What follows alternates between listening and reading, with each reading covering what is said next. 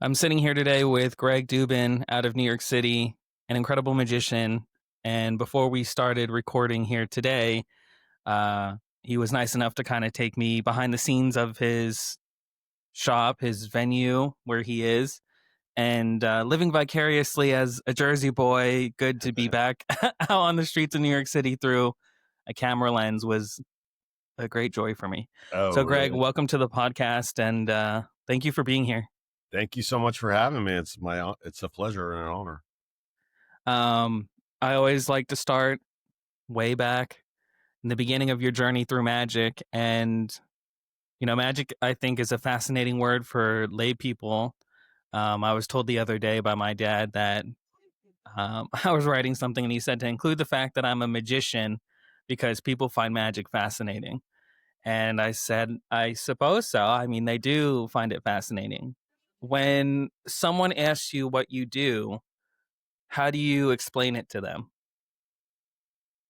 It's funny because um, it's interesting. When people first would ask me what I do, I would say, I mean, I never. I think it's ridiculous. It feels ridiculous to say I'm a magician Right. because it can mean so many things, Mm-hmm. And when you say magician, I think most people, when you say I'm a magician, they think you're a magician. Right. Some people think you're a magician. Mm-hmm. Yep. You know Exactly. what I mean? Like Yeah. real magic, real magic. Yeah. So I always would say I'm a performer. Mm-hmm. They'll say that a lot. I'm a performer, and I perform magic.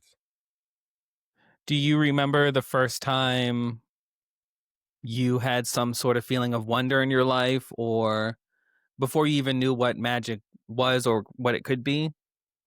Like magic, you mean before I knew that magic was like Yeah. I mean, there's evolved. moments in our life where we're like, wow, that feels magical or that's wondrous and then did that segue for you to go into magic? Trying to find that feeling? That's a big question. It's a big question, man. I mean, no, it did not segue into me doing, Yeah. magic Yeah. as a performing art, which is how I see it. Um, that was a guy who came to my elementary school and did the coloring book trick, that I tried to do with my coloring book at home, and it didn't work. But the magic that you're talking about, I guess, with the K, just so that we know how to decipher, right? A CK. Um, I don't know, man. I mean, that's a really fucking good question. I hate you for that. And that's why I do Well, this. I love you for it. I mean, the thing that pops into my head, and I haven't even thought about this in so long, is that I can remember being very, very young, not an infant, obviously, but two, three, four, five, maybe, Yeah. and being aware that I was just born. Hmm. You know what I mean? And that, like, That's I was, super when interesting. you're 5 or 6, you can remember back to when you were Mm-hmm. not born. Yeah. And I don't remember. I don't know. I don't necessarily believe in any kind of life after death, or I Mm-hmm. don't. I don't know. I don't have really. I don't know. Yeah. But I guess that part of realizing, I remember remembering that I was alive. I remember being able to remember that I wasn't alive at one point. Huh.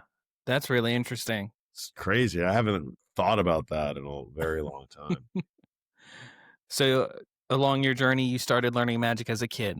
You just talked about a guy who came to your school and did the magic coloring book. You went to magic camp as well? I never went to magic camp, Never. and because I grew up in Florida, but actually, it's funny. My mom taught at a private school, Nova University. Now it's called Nova Southeastern University, but they had a magic camp, Oh, really? and I never went, and I don't know why. I've thought about this as an adult, and I think it was mainly probably because I was the kind of kid that got embarrassed a lot by my Mm-hmm. parents and stuff, and I think I Mm-hmm. just didn't want to go to my mom's school to even though it Yeah. wasn't her school, but they did a camp in the summer. Like, Yeah. Yeah. I was like a bad kid. I was a bad, like, not a bad kid, but I got in trouble in school a lot. I was like your classic C student. Like I was smart, but not book smart, not Yeah. school smart. What was your first encounter with like sleight of hand as a kid, or 10, 11, 12, or It was wherever you... that so the first magic I remember was that guy coming to the school, and he did a bunch of stuff. It's funny, the only other thing I remember coming to my school and performing at that elementary school, I was in 5th grade, was and I know because I was only in that school for 5th grade, a guy came and played Water things? wine glasses. What? He had like a table full of wine glasses, and they were full of different, they were different sizes and Man. shapes and different levels of water. And I remember him playing the theme song to Star Wars. Oh, that's pretty cool, actually. But my first sleight of hand, which I don't even know if you would consider it sleight of hand, but my first card trick was a card trick my mom taught me. Oh, wow. And, and so, I mean, I don't know if I'm misremembering this because she can't remember last week now, but Yeah. um, I remember her telling me that my grandfather had taught it to her.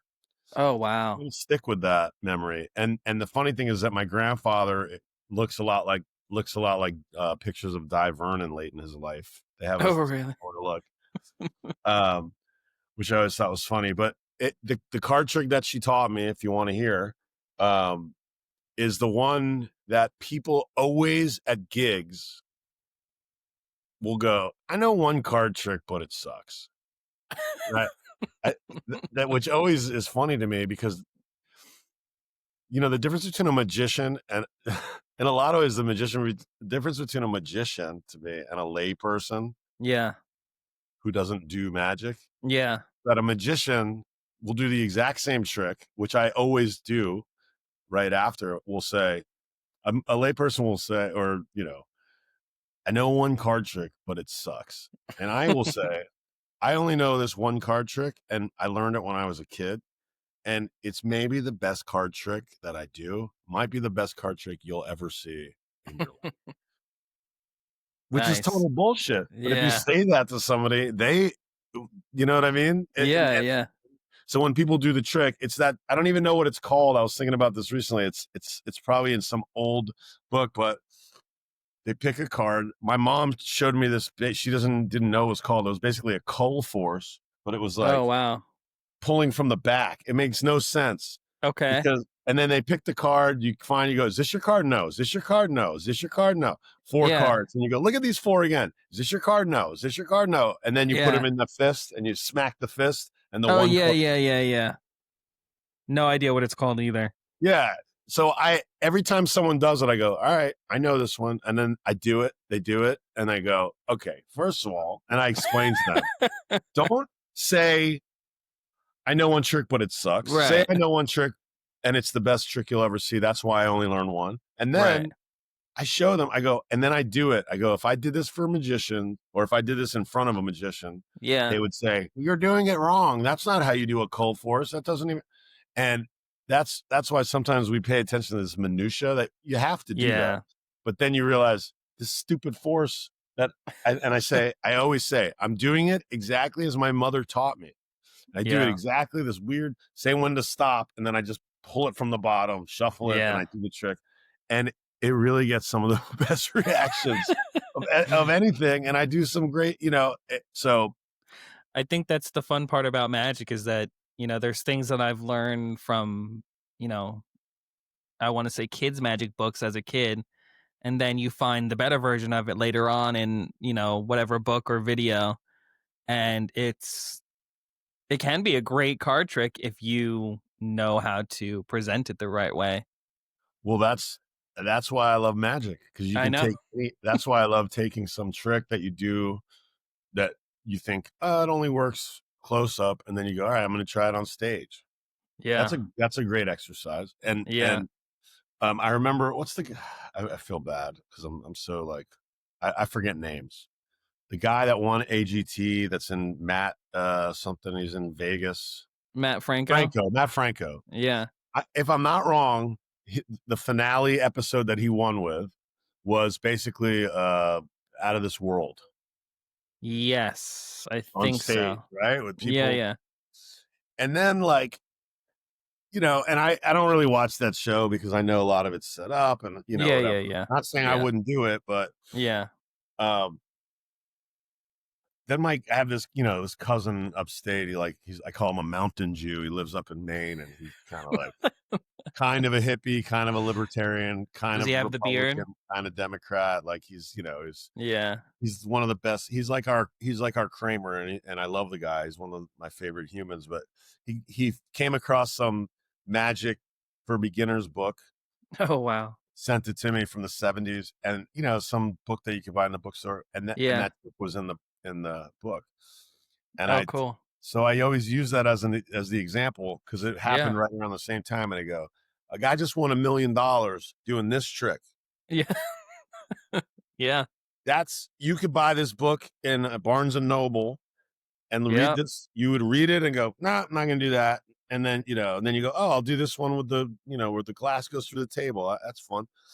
Yeah. Uh, but you could learn this in any beginner's book. It's one of the, not any beginner's book, but it's one of Yeah. the best fucking card tricks you'll ever see. Yeah.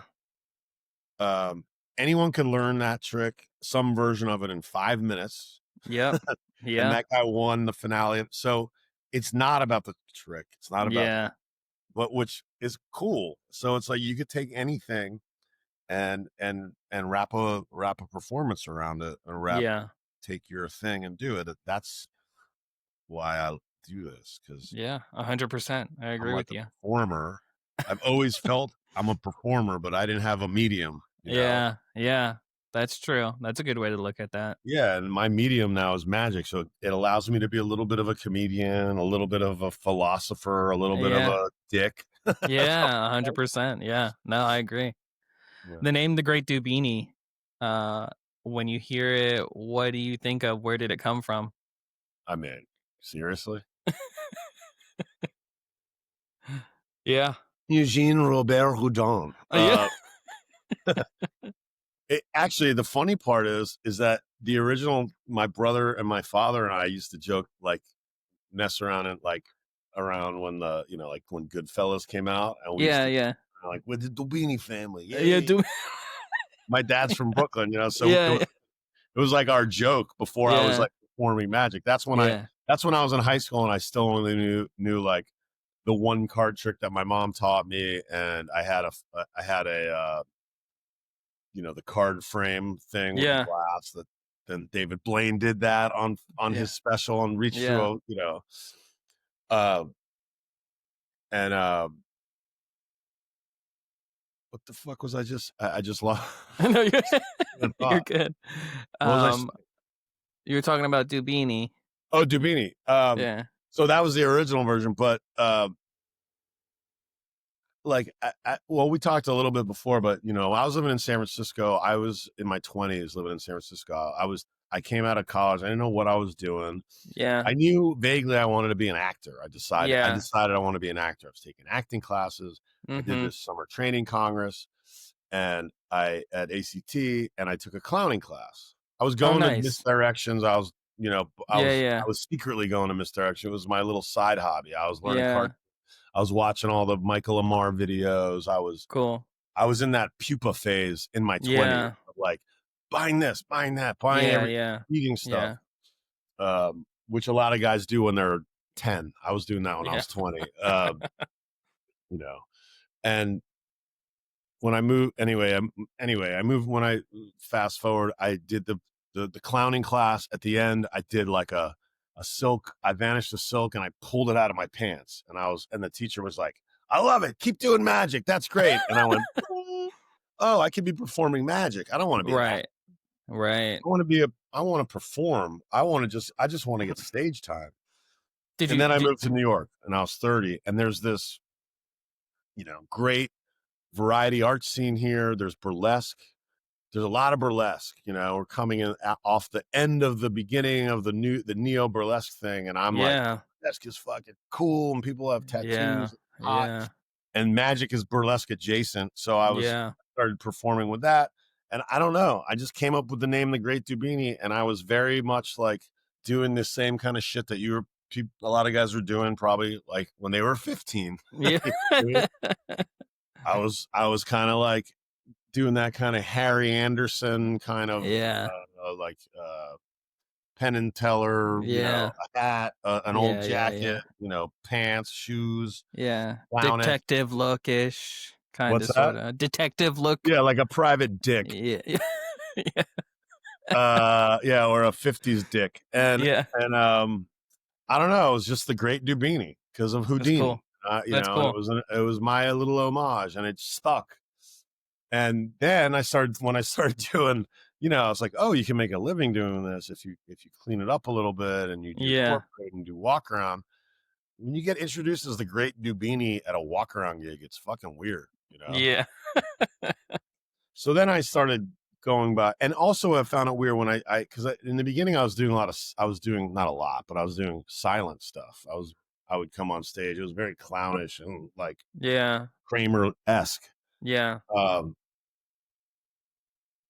and that makes sense to be the great Dubini. But when you come on and you're just doing, because I was doing a lot of like one set, at Okay. Yeah. Flipper Room. So it'd be Yeah. like a burlesque act, an aerialist, a magician, a burlesque act. Right. And then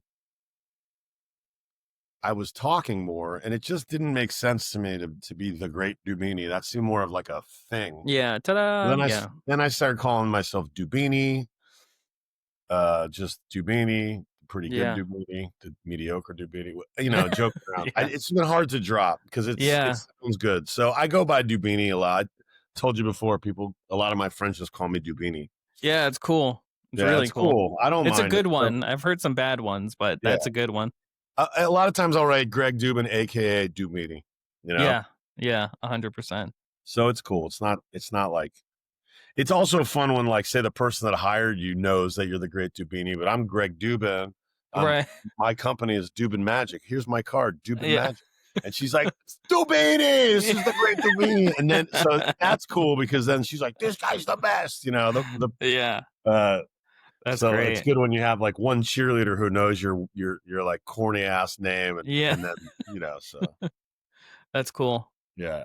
Behind the scenes when you're sitting down preparing for an effect or what you're going to put in your show with cards or coins, how do you build it out? What are you searching for? What are you trying, or you're just trying to get tricks together and that's your set? I mean, the show I'm doing now is like, it's really, it's really like all the things that not all the things, but a lot of things that I have been working on. Um, I didn't like come up with anything new for this because Mm-hmm. I just wanted to do like my things, you know what I Mm-hmm. mean? So Yeah. like the first set I do the classics, right? Um, I was saying this the other day to Christian actually. I was like, really the whole show is the classics. I Yeah. say the first set's the classics, the second set's bizarre magic, the Yeah. third Yeah. set Yeah. journey into the mind. But Yeah. I'm doing all the standards. Uh Not all the standards, but I don't know. I have a cups and balls routine that I love doing. And I was like, I'm doing that no matter what. I can tweak it and do it down, but Yeah. that's what I came up with for this. I'm doing and my card right now I do only one card trick in the first set I do it's like the card to box. It's That's what's his cool. name? The English guy. It's like a multi-phase card under box, card under box, card to box. Yeah. Yeah. Yeah. And I love that stuff because it's just pure misdirection and a little bit of sleight of hand. So that's why I did that. I just wanted something um, that was just Yeah. pure. Yeah. Um, Do you I take was into, using one of these clarity boxes, I think it's called, the little clear box at the yeah. end, and I take it out, and I was like, oh, it's too easy. It's a store bought thing. So I learned to switch.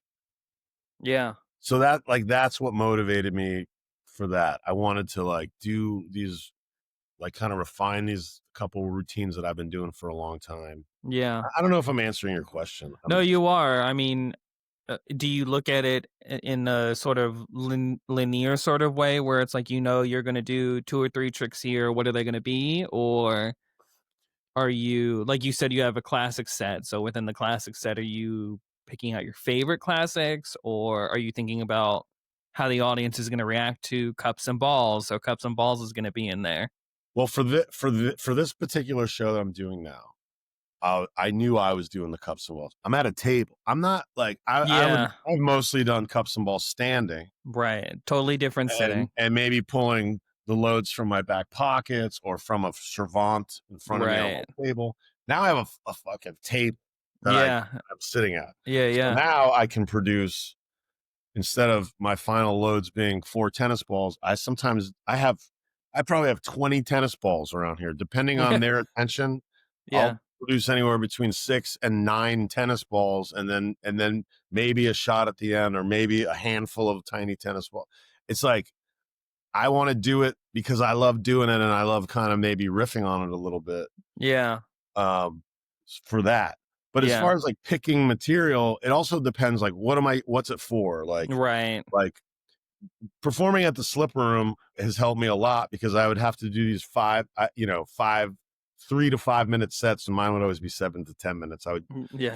I would always get in trouble for running long, but Yeah. um, or or um, or Speakeasy Magic, when I did that, that's a better example, because there's no going outside of the 10 minutes, Right. right?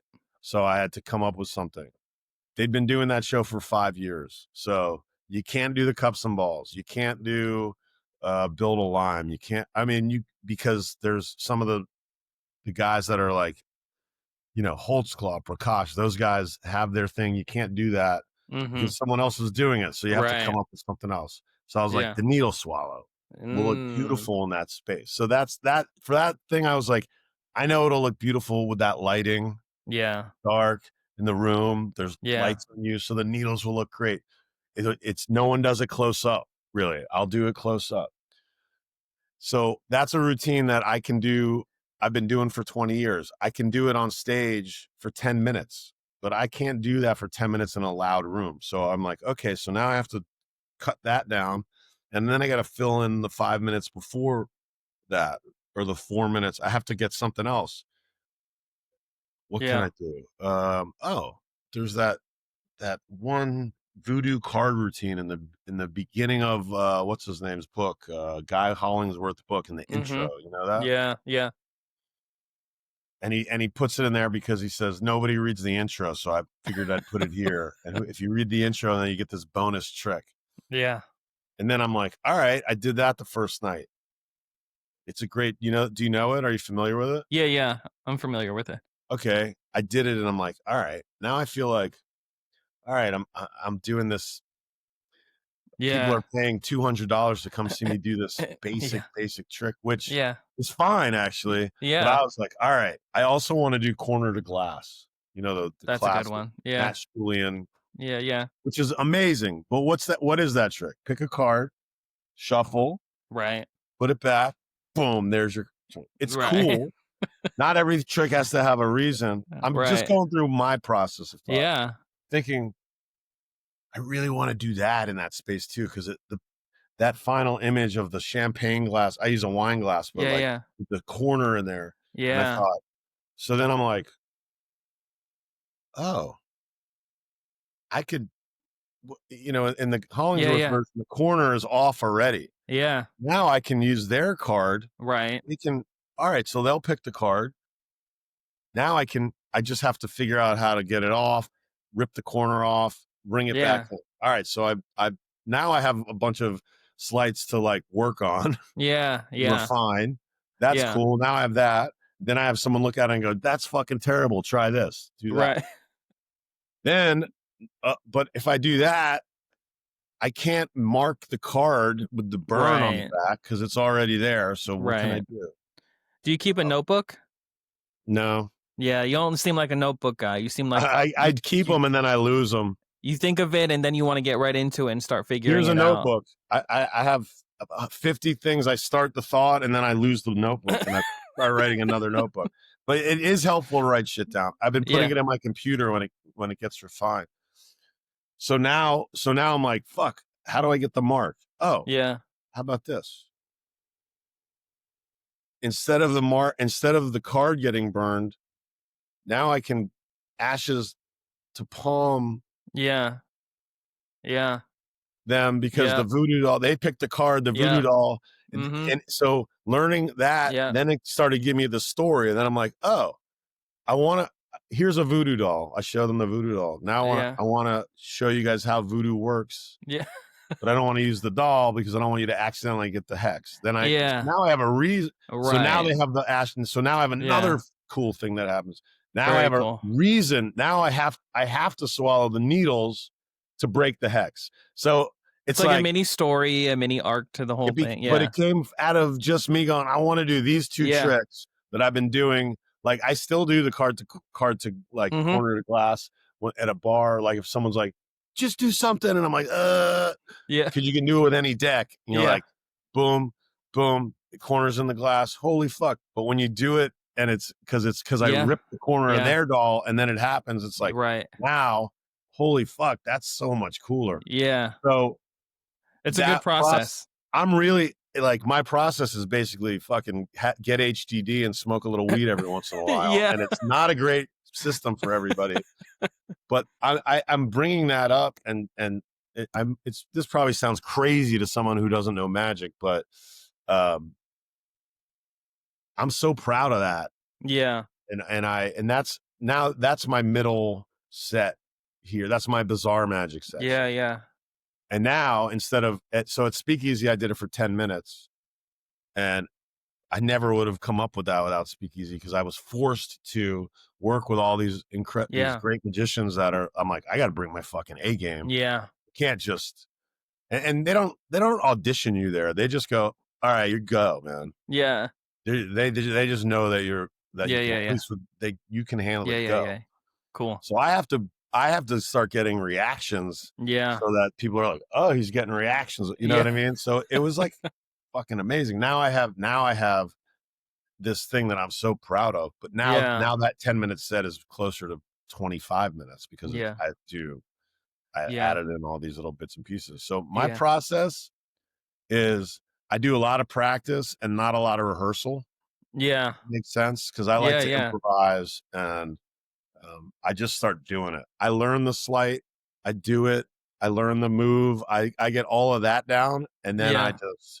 Go. I have a basic script. Sometimes I'll Yeah. write it out, and then I Yeah. just That's go. cool. I'll write that down if Yeah. it comes up. Yeah. So That's an interesting process. I mean, I think it's a good process for if it works for those who do something like that. Because I'm very much like that. Like I've tried the notebook and the notebook is like you try to get too perfect with the notebook because now you're writing it down and all this other stuff. So I'm more like that process where I'm like, right now I'm working on a rising card situation routine. That the rising card is the ending to another thing.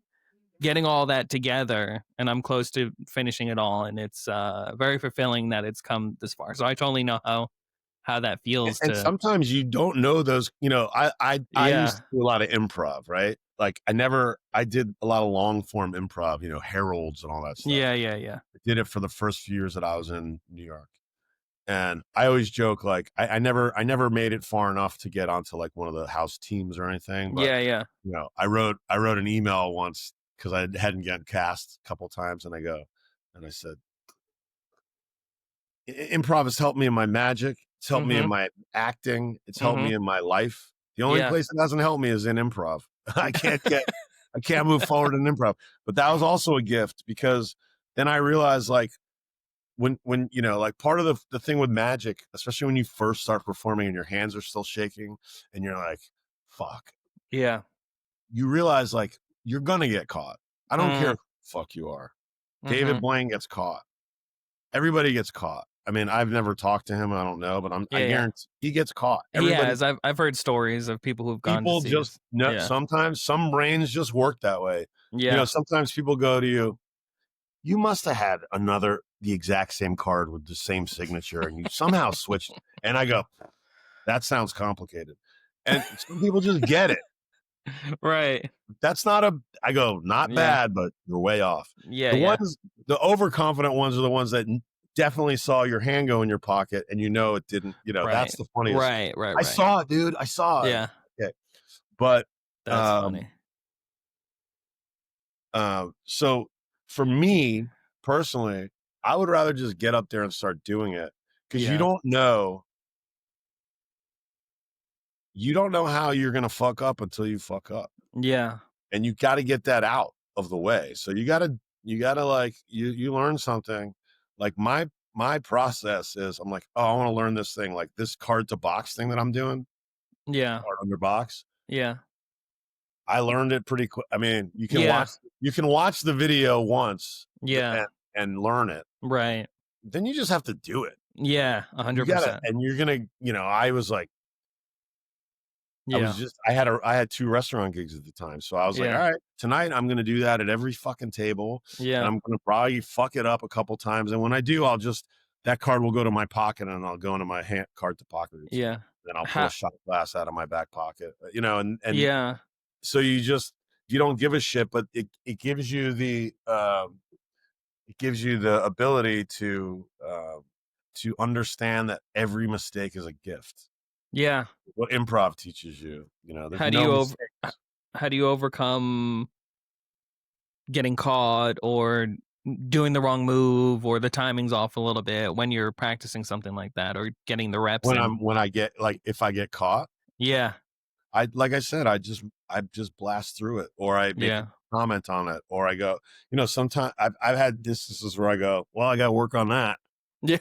I mean, Yeah. you want the master class in it? Watch when what's his name, David Williamson gets caught on television by that kid. Oh, I've never seen that clip. You should fucking pull it up right now. It's amazing. He gets caught by a kid. I don't even remember the trick, and the kid's like, "Oh, but there's 2 cards there." Oh, shit. He just kind of, he just kind of goes, "Ah," and Fuck it. then there's Yeah. another video of him doing it for the same kid like 20 years later as an adult, and he fries him. So it's like you have to just know that like how do you overcome it? You just listen. At the end of the day, and some people might get mad. I don't know. It's Yeah. like I take this Whatever. very seriously. It's all I fucking do. It's all I think about. Yeah. But at the end of the day, it's just fucking card tricks. It's just magic. I mean, it's entertainment for people. Yeah. Yes, it can be profound. Yep. Yes, you can change people's lives. Yes. But a lot of people, you know, let's not get too fucking high and mighty. It's Yeah. not like my brother is an attorney. He gets guys out of prison who are wrongfully incarcerated. So Yeah. when he's in court and he fucks up, it's somebody's life on the line. When Yep. we fuck up, it's embarrassing. Yeah. I'll give you a good example. In my space, I don't have kids anymore, but I used to let kids come to the show. My Yeah. website, it said, this show is intended for an adult audience. However, if your kid is cool as shit, and I had that in all caps, they're welcome to attend. This gives a vibe to the parents. Yeah. Yep. So I had some kids that were way too young to be here. I had this kid was probably like 10 or 11. Yeah. I ain't toning it down, but Yeah. listen, folks, I don't allow kids. Right. But the kids, and then I had to put like, make sure you get dressed up. Don't Yeah. come in shorts. Yeah. So this kid comes in a vest. He's dressed up, very, very nice. And he's Yeah. got his younger brother with him. Yeah. And he's got a deck of cards. And he's Yeah. and he's doing that thing that magic camp kids do where they always have their deck of cards out, which I fucking hate. And I'm coming in and out, and then he's got a woman from across, and he's doing a card trick for her in my show, waiting, at the beginning of my show. And by the way, I don't really give a shit, except that it's annoying. There's only the kid and his father and this lady. Yeah. So I come over and I say, I don't really care, but I'm just letting you know. Because he told me that, he's into magic. He's going to go to magic camp. Yeah. It's bad form to do, Yeah. even to have your cards out. But really, it's we doing card tricks at someone else's show. I'm just Yeah. And the father's like, but she asked. I go, but she doesn't have the cards. You're in control. And I said, I'm just uncling you guys. I'm an uncle, not a father. So I'm telling you the shit. The father was like, oh yeah. Oh my God, I'm sorry. No worries. The rest of the night, I didn't see the kids' cards at all. Oh wow. At the end of the they were great, very well behaved, Yeah. very attentive. At the end of the night, now the place is packed. There's 21 people in here, and I go, "You want to do a card trick for me now? Do it." let's go. So Yeah. the kid starts doing, I can't remember what he was doing, but he was doing a good job. He was Yeah, making yeah, eye yeah. contact. Yeah, And it yeah, was yeah. something with like, it was some kind of wild card routine, and he was doing some double lifts, Yeah, and yeah, then yeah. got to a point where he got when like I could see, I knew what was happening. Yeah, yeah. You know where he was, and he was Yeah. like, and he wasn't sure. Am I Yeah. supposed to do a double here, or am Yeah, I? yeah, And yeah, he yeah. did whatever he did it wrong, and Yeah, he just yeah. went. It just hit him. It just hit him in the gut, and he went flush. I was like, Yeah. oh no, and because I can't do anything. We have to learn. it's the worst thing. And like when I see it happen to other magicians, especially like pros, it's like, Yo. oh, I get punched in the Yeah. stomach too. But Yep. it's also my favorite moment because I go, all right, now let me see if I like this guy Yeah. because This let me is the see how real he magic. recovers. It's all about the recovery. Yeah. I don't give a fuck that you can do the most difficult pass that no one can see. You Yeah. can burn it. Let me see what happens when you fuck up and Yeah. you toss out the wrong deck. Yeah. Like show me what happens there. Yeah. That's what Exactly. turns me on. So this kid I know, I mean, I don't know. I'm just like, oh no. And he goes, uh, uh, never mind, that's it. And I go, everyone's like, they don't really Yeah. care. And he Yeah. walks over to his mom and he puts his head in his mom's Yeah, leg yeah, yeah. and I'm like feeling responsible. And I go, all right, everybody out. They start going, Get and I'm the like, fuck not out. you fucking stay. That's wild. And I gave him this talk and I go, look, Yeah. man, I want to tell you right now, you did amazing. You Yeah. were great. But let me tell you what, you were going to do that again. Whatever happened there, I don't fucking know what happened. It happened to me tonight 3 times. I can't remember. There are little Yeah, things yeah, that I yeah. fuck up all the time. Yeah, yeah. Do you know where I messed up? No, exactly, because no one knows what's happening. I go, what you need to do. This kid was about to cry Yeah. when I started with him. I said, what you need to do is go home, think about what happened, go through it in your head. When you get to that point, because if it happened once, it's probably going to happen again. Yeah. See, because sometimes what happens is you fuck it up and you go, and then you Yeah. don't think about it because you don't want the trauma. Yeah, But I go, yeah. you got to sit down and go through it and figure out what Mhm. happened there, so that the next time it happens, like think about now you have the luxury of time. What could I do in that moment? Right. Right. To bottom palm something and change it, or Right. I mean, I don't know if I'm sure you've done this. I have in many occasions the thing goes completely fucking sideways, and I don't have a deck in front of me where I go, wait a second, what was your card? Yeah. And they go, 8 of hearts, and I'm like, uh, no, there's no 8 of hearts here. I just cut it to the Yeah. top. Are you sure it was the 8 of hearts? And then I palm it off and go, oh, I see it. It was right here. So Yeah. now you just go, they're like, what? Right. They Yeah. think that that's what the trick was. Right. All of Exactly. that was to lead up for the Right. good in your pocket. So think about what Yeah. do I do in that situation? There might be a way to get back on track. There might be a way to just veer off into another effect. Might take a little bit longer to finish it now because now we Yeah. have to. Yeah. I've had moments now, like I think I had it happen to me last night where I'm in the middle of talking and I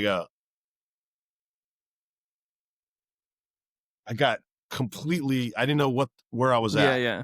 And I go, hold on, guys. I don't know where I'm at. Okay, boom. It's just, Right. it Yeah. happens, you know? Yeah. But but you can't know where, like, you can anticipate, oh, what if I lose the card? Look, I use tiny tennis balls for my cups and balls routine. Oh, that's cool. Yeah, and I used to have these nice ones that Yeah. they looked Yeah. like real tennis balls because my final loads are tennis balls, right? Okay. Yeah. So it made sense to me. Well, I have 4 of these balls. One time I dropped one and I couldn't fucking find it because it's dark in here. And I'm like, now I have to go. Do I Right. get rid of one cup? I just go to the final. Like, what do I do? I only have Yeah. 3 balls now. So I found some lady online that makes these. They're just wool balls. Yeah. Let me show you how many I have now. This is my backup bag. That's I so bought this many. for $9 or something. That's awesome. Now I have 30 of them down here. The other night, a guy took a ball and threw it. I fucking grab What another the one. fuck? I have 50 of them down here. I can just grab another one That's a wild show you got going on. Well, it was a drunk guy, actually. He just What grabbed happened it that and night is fucking I chucked it. actually dropped a ball, and Yeah. I went to look for it, and when I came up, the other ball was gone. Oh, he And was I go, messing "What with you. the fuck happened?" Yeah. This drunk guy picked up the ball and threw it. And you're like, little do you know, I have 80 of them underneath this table. I didn't at that. Whoa. I hadn't switched over to these yet, but I had Oh, some wow. here. So I had the Yeah. other balls and these. So I had to use one of these and the other one. That's when I switched. Yeah. Because they didn't, I was like, they don't really look like tennis balls, but they do. Yeah. That's But cool. the I don't want to go into it. The guy was Yeah. a Yeah. friend, Yeah. Yeah. and I said to him, and it was a whole group of people that I knew, but they were Yeah. hammered. Yeah. So Yeah. I was like, That's listen, always man, fun. let me tell you something. If I didn't know you, this whole show would be over right now. I would have Everybody ended get the the show. fuck out. Everybody, I would have stopped the show, and I would have made you leave. And if you didn't leave, the whole thing would be over. Yeah. Because that's like something that I would never tolerate. But it was someone that Yeah. I knew, Yeah. and I was like, Yeah. you know, he apologized, and Yeah. look, it happens. It happens to the best of Yeah. us. 100%. I don't know. I don't know why No, you're good. we Rick Rubin into that. um, you consulted on Sleep No More, which is a pretty immersive, theater production in New York.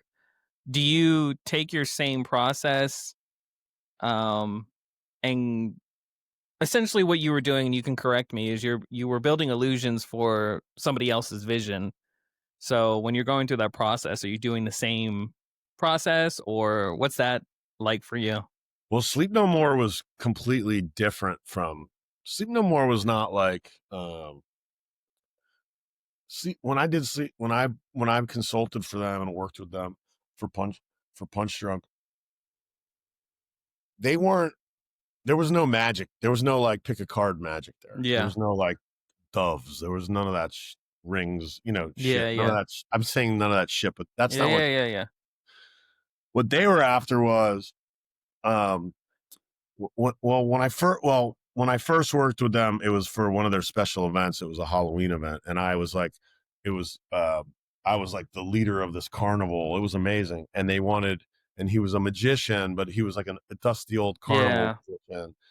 So they just wanted me to come up with a one-on-one that had something to do with magic. They didn't want it to be a pick a card type of thing, and right. I basically did so for that I said, all right, what can I do there? I did like Fogel's triple prediction. Yeah, I yeah, got yeah. it from Mastering the Art of Magic. Mhm.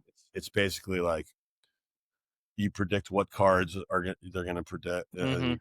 you match. Yeah, yeah. I did that, but I rang in 3 sixes, so whatever number they thought of, they got 666, and I was the devil. It was That's fun. awesome. But then when they would hire me for stuff, it wasn't for that. It was for like they opened a restaurant and they wanted stuff to happen that maybe only one person saw a night. Wow. So after I did the consulting, and it was amazing because we would just get to play around and figure Yep. out, like for a week or for weeks. And they were the kind of company that you could work on something for a week and spend all this time and develop it. And then if it didn't work out or make sense, they would be like, scrap it, we're starting over. They weren't precious about it. Yeah. That's why it was so successful, and why no one can do what Punch Drunk does, even when they try to copy it. Yeah. Um, but so for that, I was doing like a levitating fork. Very They cool. want like a levitating piece, but I was working as a busboy. No one knew I was with the show. I was dressed as a busboy, That's cool. and I would bust tables a little bit. They didn't really want Yeah, me yeah, busting yeah, tables. yeah. So I would go over like somebody and put a fork down, and then it would jump back onto the tray, and then I would walk away. And like And they'd be like, maybe "What the one fuck?" person, even it could have been even someone at another table. They were happy with Yeah. Yeah. it. Silk would fly through the room, and one person saw it. I would wait. But that's I really figured out cool. yeah, stuff like that. So it was like I don't remember what the question was, but like, yeah, no. So the process for that was totally different. That was Yeah. more like a special effects gig. Yeah. So I would say to them like, give me if we were shooting a movie and you had unlimited funds, what would it look like? Yeah. What would it be? Yeah. I want the Bible to burst into flames when they open it. That's awesome. But that's got to be repeated umpteen numbers of times a night, and Right. it's got to be you got to be able to teach it to 3 different dancers Yeah. who aren't Yeah. or actors. And Yeah. all right, let me figure that out. I'm sure it's really you get a lot of enjoyment out of going through a process like that with a company that doesn't have too many restraints, because you're able to really like let it all kind of flow and come up with stuff and try new things, maybe, or things that you've been thinking about trying, it might apply there. Yeah, or you realize like, holy fuck, that magic coloring book Yeah. concept. What do they call it? Oh, what if Yeah. I made that a Bible? Instead of it bursting into flames, it'll just vanish slowly Yeah. while this guy's giving you a crazy fucking monologue. Right. And then Yeah. Yeah. and then the words vanish and then the lights change. Like Yeah. that's fucking that's magic. Yeah. That's That's pretty fucking cool. that's in full body intensity where there's no like, like even when I get intense, I go, I make a joke, Yeah. and I quickly break the tension. Yeah. They can do the thing, and then the fucking goes, and the Yeah. lights, and then you're in darkness, and the lights come up, and that guy's gone. Yeah. And That's everyone's like a like, what the different fuck's kind of going thing. on? Yeah. You're getting punched in the face by a topless priest or something. It's like That's great. it was beautiful, and but it taught me. I mean, I don't know if it didn't. Yeah, it did apply to this as far as just like The creative process, maybe. I don't know the creative process. It's always to me. It's always different for depending on what you're working on. Yeah. Yeah. Sometimes the creative process is like, all right, I have to not think about this. Yeah. And I got to clean my room. Let me yeah. clean my room. My fucking room needs to be cleaned. And And then now. you're cleaning your room. You're like, oh, like that's what Rick Yeah. Rubin talks about that, right? We Yeah. were talking about the book. Yeah. The It's like creative act. this idea. I love this idea that all these ideas are just out there in the Yes. universe floating around, and you Yes. sometimes just have to tune everything else out to go, oh Yes. shit. Yes. I think it's Those are the really, kind of things that 3 other people came up with on the same day, and you're like, fuck. yeah. Yeah. I think that's one of the difficult things for me as a magician is getting over the block, because regardless, magician, writer, painter, artist, whatever, you hit a wall at some point along your journey. And for me, it was like I hit it a few years ago, and Rick Rubin's book came out and I read it and I was like, boom, now we're over the wall, because they're punch a pillow, go outside and scream. Like there's just certain things to Were you blocked generally, like in everything, or were you blocked on one thing? creatively and generally, because I write too. Like I write screenplays and my own Oh, short stories and things like that. oh, cool. And I would literally, my normal routine, and then sit down and like get into writing. I would sit there and like a dummy just be like, this doesn't work. And then frustrated that you can't get past the block. Yeah. Well, you read The Artist's Way, right? Yeah. The creative act. The Creative Act. What's that? The Rick Rubin book. He Oh has no, another book? but I'm also talking about The Artist's Way. Do you ever read that book? Oh, no. That No. was like the Rick Rubin book's more just like nuggets of Yeah, yeah, knowledge. yeah. The Artist's Way, you should read it or you should take a look at it. It's Yeah. basically says the same thing. It's like you get up, you write your morning pages, you just write. You just write. Yeah. You just puke it out, Yeah. and then you don't do it. Then Yeah. you do other stuff. You have the artist date. You Yeah, yeah. go to the museum. The Yeah. artist date is where you go like by yourself to go do other shit besides what you do. Yeah.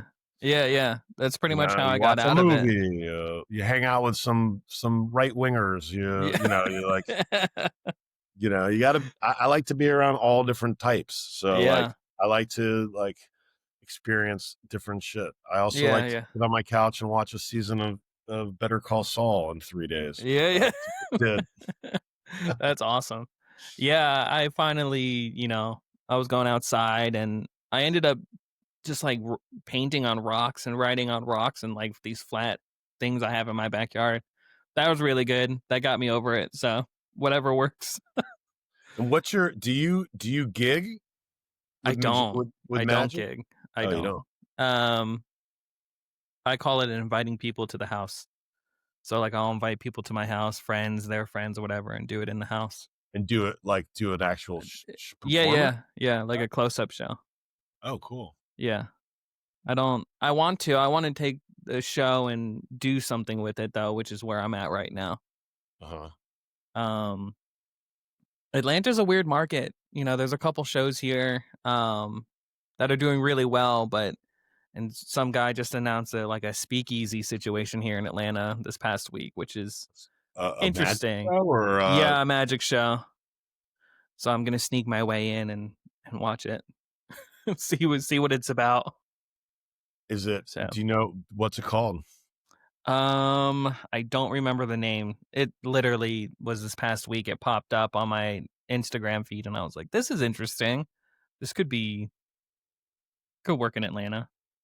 I think it can work in any city. I mean, look, Oh, yeah, Magic's well, have. we were talking about that off camera about how yeah, but you were in the mountains for a little bit too, right? Here doing your show. Oh, Well, we'll get into I that. did a week in Yeah, the mountains there. It was basically like some friends of mine that had moved from New York, Jimmy Taps and Kaitana, very good friends of mine who produced the show that I was in.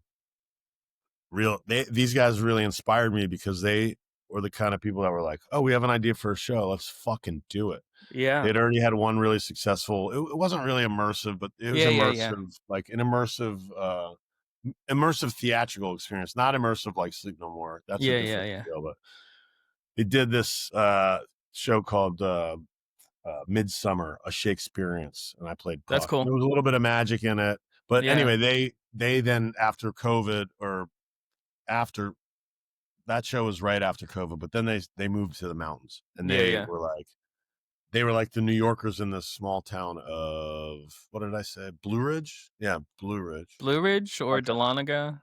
No, it's Blue Yeah, Blue Ridge. Ridge. It's Yeah, like a nice kind of I feel like it's the Hamptons type of yeah, Atlanta. yeah, yeah.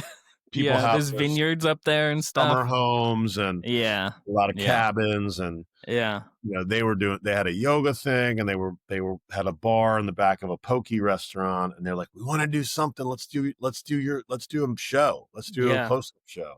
yeah, They basically, did what I have here. Like they just yeah, that's when I realized, oh, you can just fucking transform any space. They put curtains up yeah, on the walls. They did yeah, some lighting, they did some yeah, sound, and I did my hour show. Which I had done it before in different iterations, but yeah. that was the I guess and yeah, we did it for a week. They sold a lot of tickets. It was That's cool. cool, and I was Yeah, like, oh yeah, we could just DIY this shit. And then I was like, oh, then I had this space come up, and I was like, this is yeah, perfect. yeah. So yeah, let's talk about that because I was on Instagram one day and literally on my feed randomly, there's this guy who's like, "Hey, I'm at the clock shop today, and look what's outside the front door." And you're showing this big grandfather clock, and I was like, Oh I, wait, bu- I randomly came on your Instagram. That's how you Yeah, found yeah, me. yeah, yeah, yeah. So I Okay. was like, so I'm looking at it and I'm like, this guy's got an Instagram for a clock shop. And then I think maybe was there like a New York City sort of you were featured in it or something like that, and they did a reel and that was connected to that reel. So I went over to that one and they were like, this is a super cool secret magic show in New York City in a clock shop. So then I investigated, right? Like I was like, this is really cool. An awesome concept. And yeah, I did as much research as I could, and it's really cool. It's a very smart idea. So tell me about Magic at the Clock Shop. Okay. So I have a small venue called it's called Precision Clock and Watch. I'll give you the spiel that I give in the show. The clock shop is called Precision Clock and Watch. It's a complete figment of my imagination. The tiny hidden close up magic parlor in the back is called the Hanley Close Up Magic Parlor, named after what this restaurant used to be. The show is Magic at the Clock Shop. My name is Greg Dubin, and my business is Dubin Magic. Clearly, I have branding issues, right? Five fucking names for this thing. Right. Um, here's what it is. I have been wanting to do my own thing for a long time. I got tired of doing other people's shows. I loved doing Speakeasy Magic, but I was just a backup guy there. You know what I mean? I got called in day of. Are you available tonight? Cool. I was grateful every time I got it. I loved performing in that environment. One of the best performing experiences of my life. I do the Slipper Room all the time. I would do these one-off shows where I have a jazz band behind me. I do an hour on stage. I do the back of a bar somewhere. I do my show there. I was just doing it wherever I could, and I Yeah. kept saying, "Man, I know I could do this." When I first moved to this neighborhood, I live in Carroll Gardens in Brooklyn. It's an old school Italian neighborhood.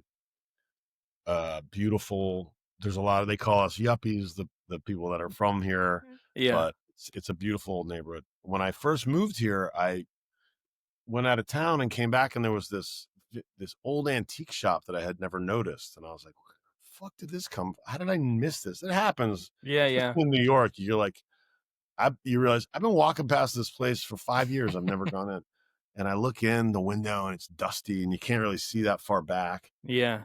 I had not noticed this, and then I realized they had been shooting Spider-Man in my neighborhood, and it was some set builder turned the bike shop into this old vintagey looking, like, That's cool. and I was like, oh, that planted the idea of like, all Yeah. you need is a cool facade. Yeah. And then this place, it's called Luana's Tavern now, but everyone knows it as Hanley's because it's PJ Hanley's restaurant was here from like it's the oldest bar in Brooklyn. It was in some form or another since 1874, Oh, but from wow. 1950 until like 10 or so years ago, it was called PJ Hanley's. And when Oh, it wow. closed, everybody freaked the fuck out. And when it reopened, it was a guy that I know from the neighborhood. He's like my brother now. We're like Yeah. really good friends. And my space is actually in their restaurant. Oh, cool. It's like that door leads to the restaurant, Oh, but it cool. has its own facade. Yeah. So it looks separate. Even when you're Yeah. sitting in there, people go, "Are you two doors down there?" I'm like, "No, I'm right behind this wall." Yeah. So um, I kept looking in here. They were using it as a storage space. It was That like not even officially as a storage space. They're just yeah. throwing shit in here. Yeah. All this crazy writing on the walls over here because there Yeah. were the kids playing here. Yeah, yeah, yeah. Kids loved it. They would build, they would Yeah, build like, yeah. and I kept saying, "Man, I could do this in here." I kept thinking about it. I'm like, Yeah. and this idea of the clock shop I've had in my head for years Yeah. because of Robert Houdin, Yeah, yeah. like it's the perfect thing. It's Yep. like it can be behind anything. Yeah, It's like, yeah. um, and then I just said, fuck it. And I worked out a deal with them where we did because I can serve booze in here because it's their place. I'm Oh, basically wow. their Yeah, yeah, yeah. promoter because Yeah. their venue. I'm just doing these shows. It's ticketed, so That's we really smart, actually. listen. I'll talk to anyone and help anybody. I think that Yeah. anyone can. There's a lot of creative ways to do it. You don't have to come up with $1 million to open up a venue. Yeah. And look, a lot of these producers, like, they don't give a fuck about you. They're trying to make Yeah. a lot of money, and good for Yep. them. And they're paying good. Some of them are paying you well. A lot of them are not. Yep. And it's like, also, I can't get upset about not getting cast or not being able to do what I want to do because it's not my fucking show. Right. None of my business. I'm just Right. blessed that I'm able to do this as much as I can. Yeah. So if I want to be, it's like if you don't vote, you can't complain. If I don't open my own place, then I can't bitch about it. Yep. Yeah. So I I came up. I used to do a lot of I did graphic design as that was my day job for a lot of years. So and I enjoy doing it when I don't have to when Yeah. it's that I want to do. So I came up with this idea, precision clock and watch. I made the sign. I ordered it from a shop that stickers that looked like Yeah. an old clock Yeah. shop. I That's just cool. did the facade. I barely Yeah. had any watches or clocks. Yeah, yeah. I spent all my money on rugs from Wayfair, curtains for the walls, and building this table. And then I just kind of rolled the dice and I just did it. And I was sitting in here and I could hear people outside going, "What is this? When's it going to open? Is this what was always here?" Because there was Right. paper over the windows, Yeah, yeah. and then I ripped it down, and I kept thinking you'd still see the sign. Yeah. Paper didn't cover the sign, but Yeah, yeah. then I actually realized I could have just put that sign up on the window. This, it looks Yeah, like yeah, yeah. gold leaf Yeah, lettering, yeah, yeah. and then put the paper back on. No one would have known, but Yeah. But and it's then so cool. I can't believe I came up with it. And then this was the genius part that like what this is like a Rick Rubin moment because I don't know. I just had the idea. When it's not your place, you come up with a great idea. You go like for months, like, what we should do? Should do? Nah, I don't want to do Yeah, that. yeah. All right, you can't complain. I'm like, hold on. I'm in Brooklyn where I live, everyone writes nasty notes to each other. Who the fuck do you think you are parking here? Oh, not much has changed. That's good. No. You know, what are you, a fucking redneck? Right. Because they don't have New York plates. I don't know how Yeah. you do it in fucking Kentucky, but here, Right. So I take fucking piece of paper, that brown paper that was on the window, and I take a Sharpie and I write, "Do not give this guy your watch because it's actually a hidden close-up magic parlor." And I tape that to the window. So good. And I know I'm not like going like, yeah, it was. I'm just going like, I can't believe I fucking came up with it. I did it. And then I stood there for less than 5 minutes just to watch. And someone walked by, stops. Everybody's like, whoa, what did this guy? Yeah. Right. Reads it, laughs, takes out his phone, takes a picture. Boom, First done. guy. And I go, oh, this is going to be good. Proof of concept. That's when people started buying tickets. Yep. And then people started telling me, I'm here because of that sign. Then I put out ones that I put the logo on for my friend's coffee shop, and I did it in this restaurant. It says, I'm looking for one. Do not give this guy it says, Yeah, yeah. attention customers, what purports to it's written all in Yeah, yeah, bold. yeah. Yeah. What purports to be a clock and watch repair shop is actually do not give Yeah. them your watch because it's actually about. Yeah, yeah. Last night I had 3 different groups that were like, we were just here eating dinner and we saw that sign, so we came in. So it Awesome. turns out I'm a marketing genius. Yeah. But I got lucky, but it was because I was able to just try it. And so we were only supposed to do April. Yeah. Like in my mind, I was like, you know what? Even if I fail, fuck it. At least I'll Yeah. try. I'll learn something. And I've always wanted my own venue, not even necessarily just a magic venue. Always wanted to have my own bar. Yeah. A bartender for many years. I've said this before, and I'll say it again. The best training to become a close-up magician for me was improv and bartending. Very Um, cool. Yeah. I agree with Bartend, that. waiting tables, something in the service industry where you have Yeah. to be nice to people even if they're not nice to Yep. you, and like where you have to interact with a lot of different Yeah. people, and you have to make eye contact even Yep. if you don't want to, Yeah. and then it helps you when you if you do start doing restaurant gigs, which I think everybody should try to do those, even just so you have an outlet to try material out. Yeah. Worth Are doing. are you still greeting everybody personally when they come in? I know Do- for a little bit in you this were doing. show, Yeah, yeah. yeah. So I used to. At first I didn't have the clock shop set up.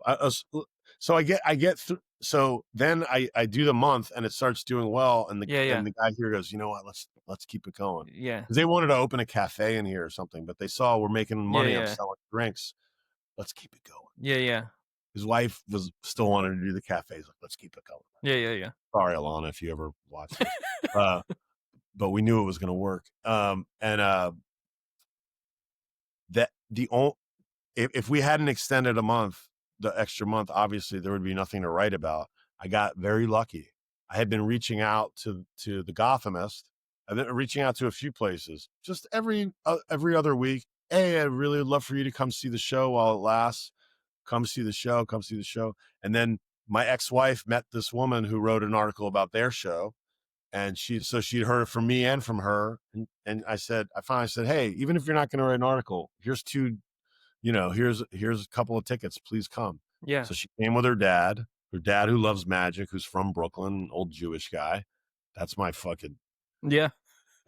Those guys and I get along great. Yeah. They had a great fucking time. She loved it. She pitched it and got that article written. And when that happened, that's when my life changed. I went from 3 shows a week. I went from March freaking out because I was actually turning down gigs in April because it looked Right. like I was gonna have a really good April, better than most of my Aprils. I mean, who knows? I might not have booked any of those gigs, but I was getting Yeah. the calls and I was saying, I'm sorry, I'm not available. Right. It's tough to turn down a couple grand for, Yep. that's almost my rent. Yep. Because it's on a Friday. Um, I went from 3 shows a week to eventually I was doing 8 shows a week, Mhm. Wednesday through Sunday, 2 shows Thursday, Friday, Saturday, matinee on Sunday. I got rid of that, but and now I'm making enough money to not have to hustle around for gigs because I have that. So now I'm going like, holy shit, this is Yeah. worth. Yeah. And then Secret NYC, same thing. Hey, we'd love to. That's great. They did that video. Yeah. They Yeah. have It was 2 very million cool. followers. Yeah. So when when the Gothamist piece came out, it was May, and they have 350,000 followers. I think my demographic and their demographic, because they're also WNYC, which is the NPR station. So there Yeah. was also a piece on NPR. So Very I cool. started getting like 2 middle-aged women coming to the show, showing up exactly at 6:30 when the doors open, Wow. and not drinking booze. I was like, "You guys came from the WNYC piece, right?" Yeah. Like I tell the NPR people are very punctual, but Yeah. my ticket sales went Yeah. Secret NYC. It was the middle of the summer. It was July. They have 2 million followers, but a lot of their followers are like, one of the girls that works at the restaurant is from Ireland. She goes, my Mhm. mom follows that.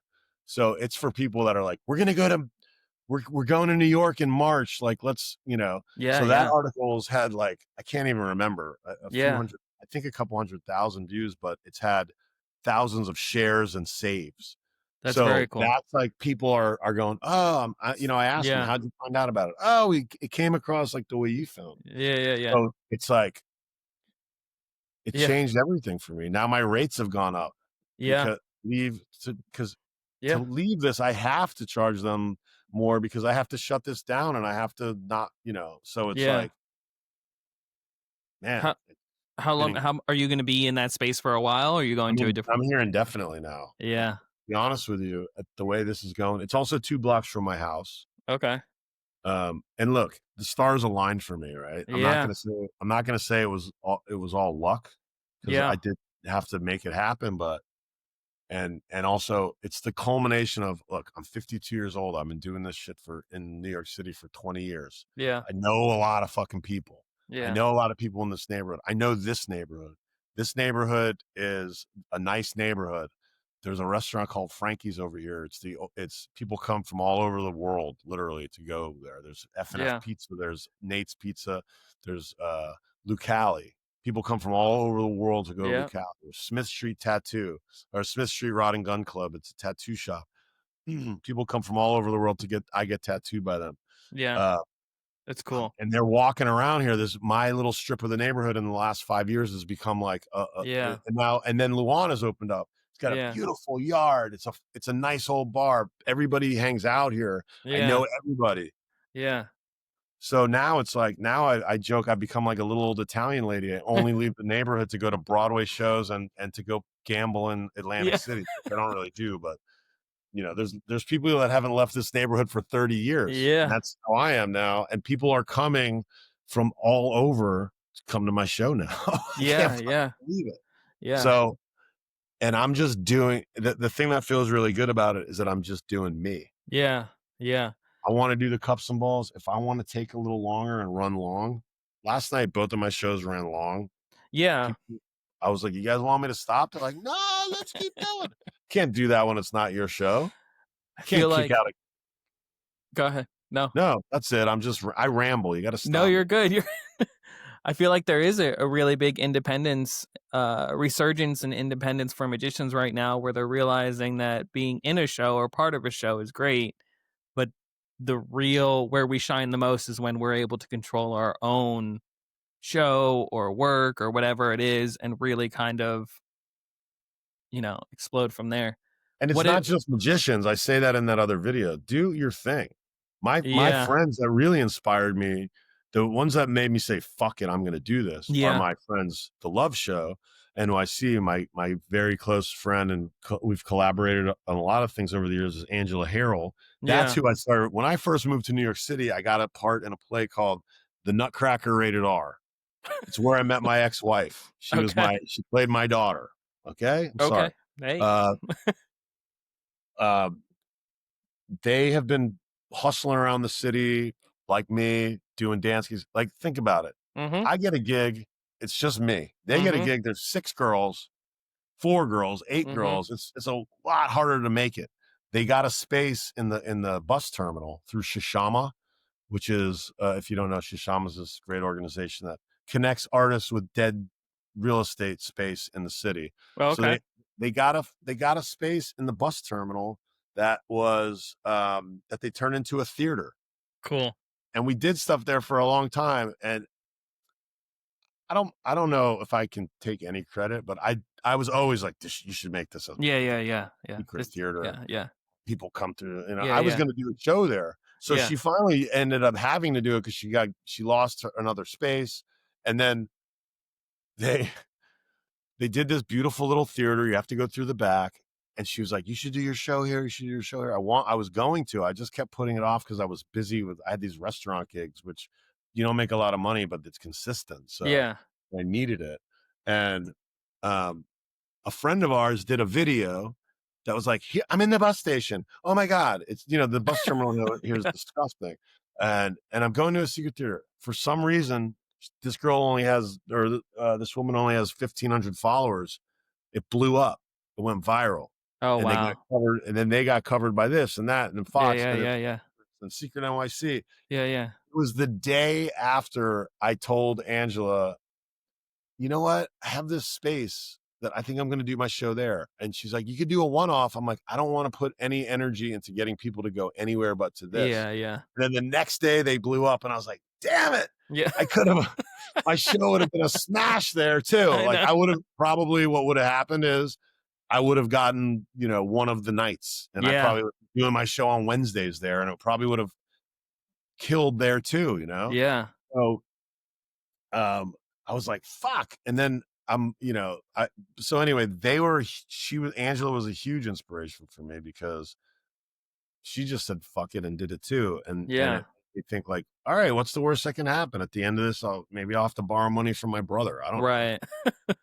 I'll What lend it. advice do you have for magicians that are trying to do a secret small space, or I don't even know what the terms are because it's still really sort of early on for like what you're doing. You're a little bit ahead of the curve, but you're definitely riding the train on that Well, I think I'm riding the train on, I think it being a theater. secret Yeah.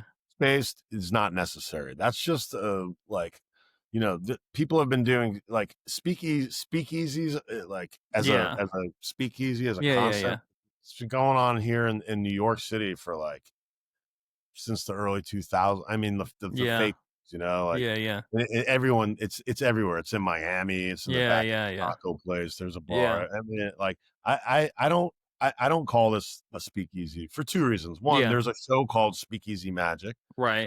which I don't want people to confuse me with. Right. And two, it's not a speakeasy. Yeah. Speakeasy to me is like it denotes like we're hidden and we're a Right. secret and we're hiding booze. Right. It's illegal to drink, and Right. or it's like no one knows about it. Mine's Right. I call it a secret hidden, Yeah, yeah. doing air quotes if you're listening. Yeah, yeah. It's a secret hidden magic parlor because Yeah, it's yeah. not really a secret. It's like I have magic show out on the thing. I just want it to be a little close up magic parlor. In Japan, in Tokyo, there's like 50 or so little theaters like this. Mhm. Why not? Why can't there's 8 million people in New York City. Whatever you do, I say this in the other video. They chopped it up because I didn't get the whole thing out. Whatever you do, there's an audience for it, and there's people. You know that idea that you only need 1,000 fans to give you $100 a year. A year Yeah. to make 100 grand, and 1,000 Yeah. fans is it's a lot, but it's not that much. Right. So my advice to you is first get really good at whatever it is that you do. Right? I'm not the best. I'm not like the most finger flicking magician. I'm good. I'm good because I practice on what I need to learn. I'm a good magician. Not I'm not, I'm not like I'm not doing anything over here that's earth shattering. I think Right. some of it's pretty cool. Magicians, when there's magicians in the audience, I know when they're like, okay, that's cool. Yeah. Yeah. Uh, I get that from time to time, but I'm good. I'm Mm-hmm. good like that. So that's Yeah. my thing. So I've leaned into that, right? So you have to be good because you can come up with any concept you want, but people have to be like, people have to say, hey, that was fucking awesome. You should go see this. That's where I'm getting a lot of good word of mouth, and I'm getting a lot of like people coming back, Yeah. bringing their parents, bringing their brother-in-law, bringing their office. Yeah. So my advice to you is get really good at what you do. Um, but you don't have to be perfect. It Yeah. doesn't have to be perfect. It's like, you know how they say there's no writing, there's only rewriting. Yeah. That's how I feel about this. You have to do something and then you can start refining it. And that's what I've done here. I mean, Yeah. had a couple that came last night for the second time, and it's basically the same show, but there's a lot of refinements and a lot of different things. And I asked them afterwards, how did it feel? They said it felt different. Yeah.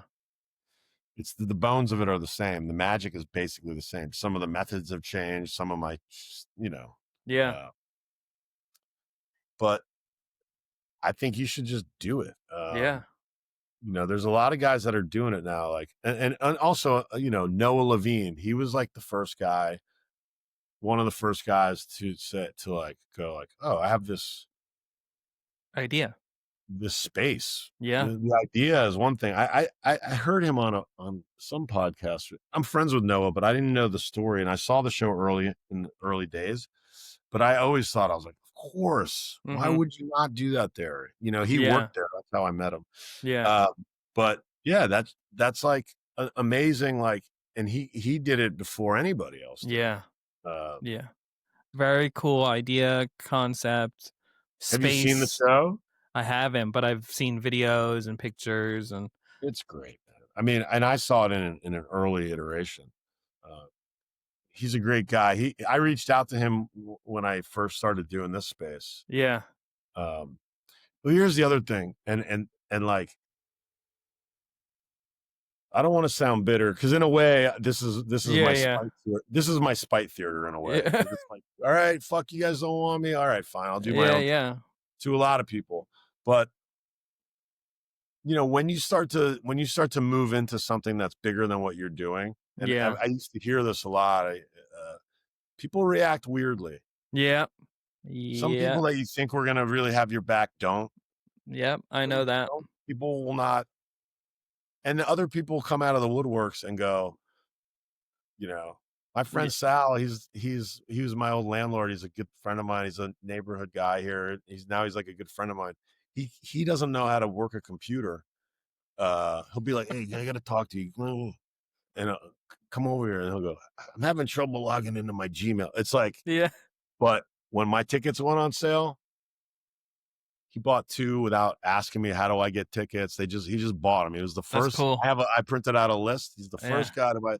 So be prepared for people to disappoint you, Yeah. and like, don't fuck it. What Yeah. I realized is I got blamed by another magician that I stole this idea from him. I'm not going to name him, but like, okay, if that's what you think, that's cool. I realized in that day when that happened and other people, I was like, oh, this Yeah. is going to be good Yep. because people Yep. are scared of it or something. Yeah, I So get what I was going to say is be prepared for that yeah. because that's what happened. But Noah was one of the guys that I reached out to because I was asking about ticketing or something, and Yeah. he was just like, "Any help you need, feel free to reach out to me." He's such a sweet guy, and like was Noah's just great. yeah, He such a was on great. this podcast. I was gonna say I don't know if you I listened to didn't hear that it, but or I'll yeah. listen to it. Great guy, same thing, very welcoming and kind, and was like, if you need anything, even though you're in Atlanta, let me know. Da da da.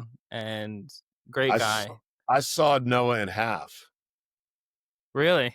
Not many people can probably say that. Oh, I'm getting a low battery thing. I got it. It was one of my first really big gigs. I got hired by Marc Jacobs to saw a model in half. It turned out to be Adriana Lima, this Okay. gorgeous, gorgeous Brazilian. But they wouldn't tell me any of the details about how tall she was, and Yeah. I was only going to get an hour to work with her beforehand, and they were Yeah. insisting that she be sawn in half. Okay. So I rented the box from Tannins. I called Okay. Adam. You got a song and half illusion. They have a beautiful old song and half illusion. It's awesome. Cool. Sorry, just making sure this is plugged in. Yeah. And I said, all right, so I'm gonna come down, but don't box it up yet. You got to show me how to do it. Yeah. Yeah. So Noah was my test subject because he was purportedly the same size as this model, Oh wow.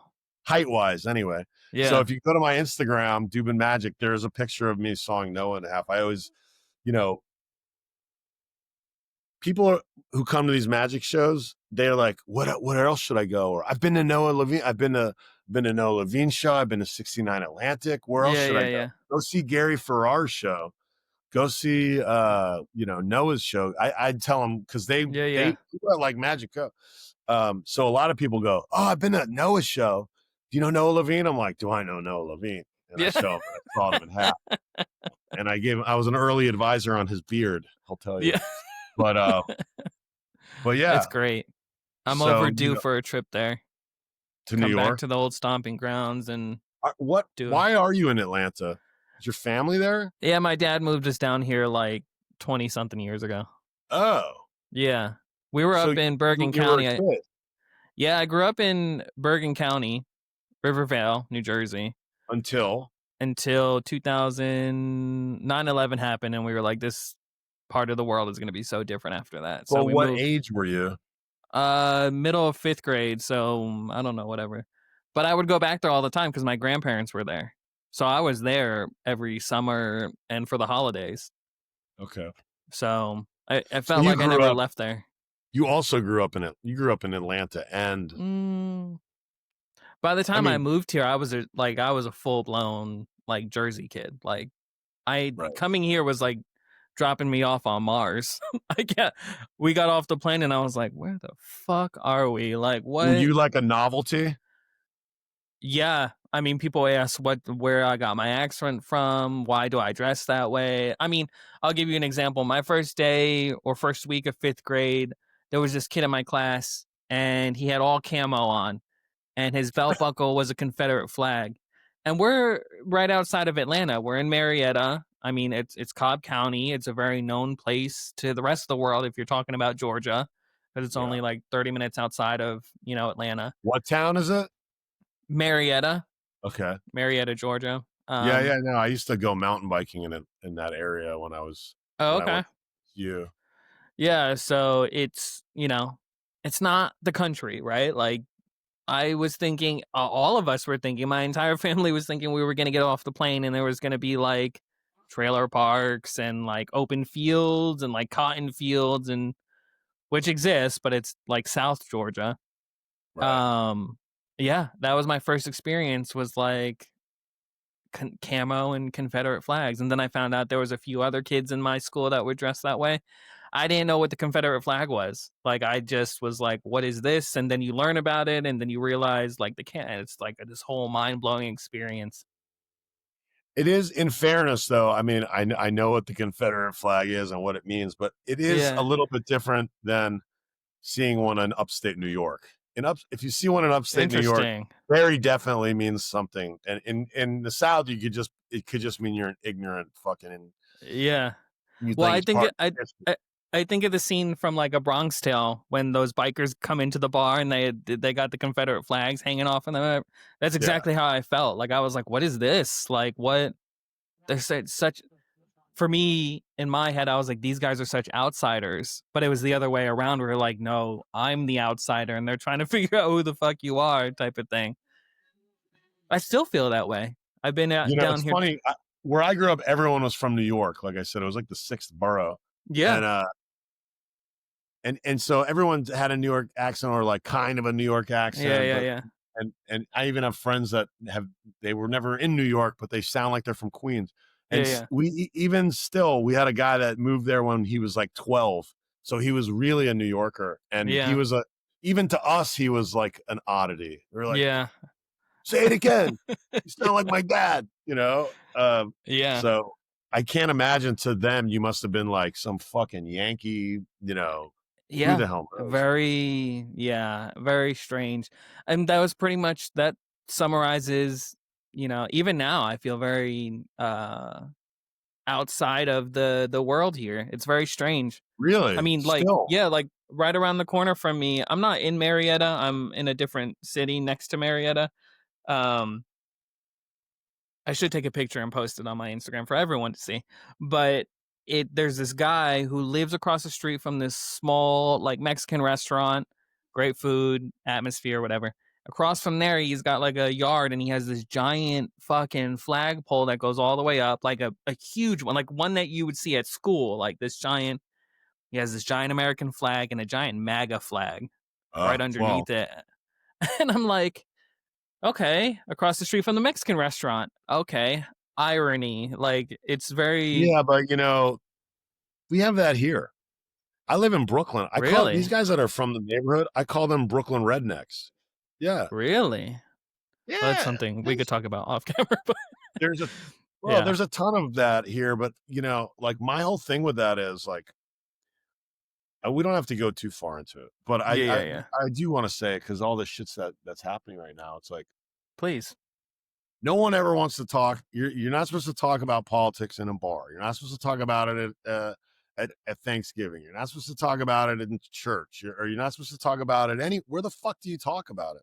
But um, the thing is that like there are a lot of people in my life, in my neighborhood, in my world that are fucking Republican Yeah. and that voted for Trump, and they're not bad people. They're No. just they're misinformed, Mm-hmm. or they're I think they're misinformed. They think I'm an idiot. I think they're an idiot.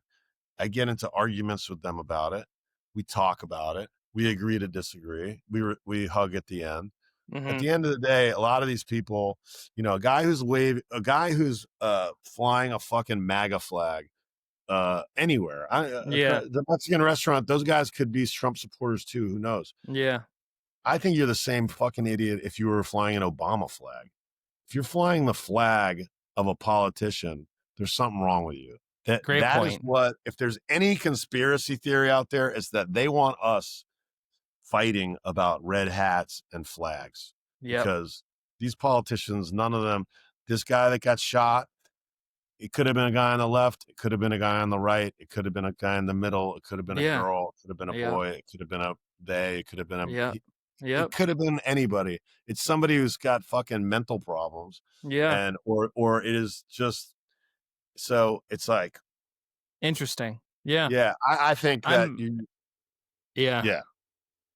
Yeah. Brooklyn's got it everywhere, man. Really. Everywhere. There's MAGA I'm flags everywhere. So don't feel like, you yeah. know, I grew up in Florida. It used to be very purple. Now it's very red.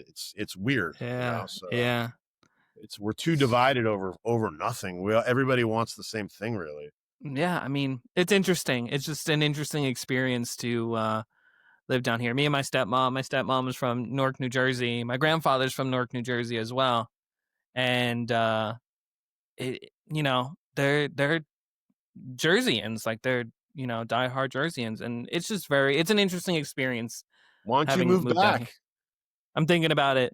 Do it. Fuck I'm it. thinking about it. I mean, I got some Do it things for a going on year. that I'm just like, yeah, that's What? true. What do you got Yeah. going on? What do you We'll got talk going on? we could talk about it off camera. Oh, okay, all right. But yeah, no, I've really played around with the idea for a little bit. I think so. It might happen. It might happen. Well, I've Sorry, I didn't know. enjoyed talking I to thought you. we were No, free flowing. no, no. I've enjoyed talking to you. I love what you're doing with your event space, your show. You're an incredible magician. Where can people find you? Thank you for all that. I appreciate you saying that. So my website is Dubin Magic, DUBINMAGIC. It's also my Instagram. And then there's also Precision Clock and Watch, AND, not an ampersand. And I have that website and that Instagram. So those are the two places you can find me online. If you're ever in Carroll Gardens in Brooklyn at 449 Court Street, right next to Luana's Tavern, and you see me sitting at the desk working on something, come on in and say hi. The bell will ring and I'll come over and, say hello to you and show you around the space. Awesome. Well, hopefully I can make it up there and come see you. That would be fun. Man, I would love to have you. Please come. Thank you for sitting down, talking to me, and I hope everyone Thanks. gets I'm glad something we were from this. finally able to make it happen. This was really nice. Absolutely. Thanks, Greg. Appreciate you.